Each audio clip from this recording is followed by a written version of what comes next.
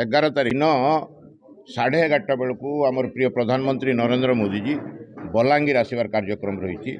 तांकर कार्यक्रम रे से पत्थर चेपा पड़िया ठारे लक्षाधिक लोकों संबोधन करेंगे।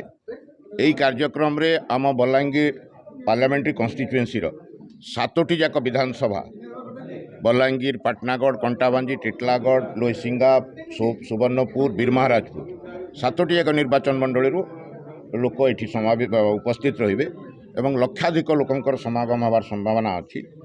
तत्संगे संगे आम अन्य मानकर सुविधा दृष्टि लोकंर सुविधा दृष्टि जेहेतु ग्रीष्म प्रवाह प्रबल हो दिन 11टा 12टा बेले कार्यक्रम जेहेतु अच्छी आम लोकंर सुविधा जो जी आनुषंगिक व्यवस्था पार्टी तरफ करने कथा आम करूँ। सफिसीयंट पानी व्यवस्था कर फेरला बेले भोजन व्यवस्था कर।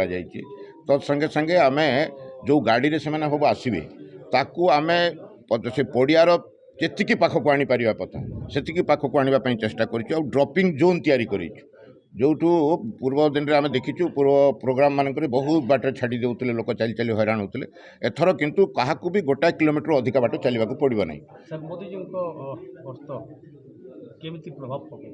स्वाभाविक आप देखते जो मोदी जी स्ट्राइक रेट जदि आप देखिए सर्वभारतीय स्तर में मोदी जी स्ट्राइक रे 90+% अच्छी माने से जोठी की जाती से केबे फेल हुए ना। तार अर्थ स्वाभाविक अच्छी गस्त निश्चित भाव में बहुत प्रभाव पकेब।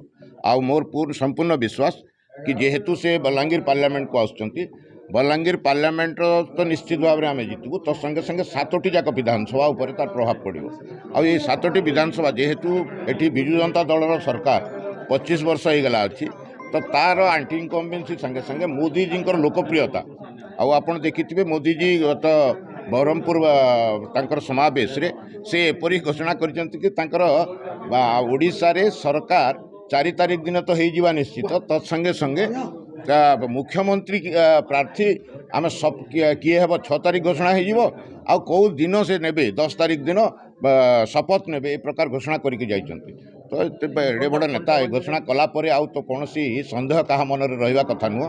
भारतीय जनता पार्टी संपूर्ण रूपे बलांगीर जिलार समस्त सीट जीतुची आ मोदी जी आसिला पर तो निश्चित हो।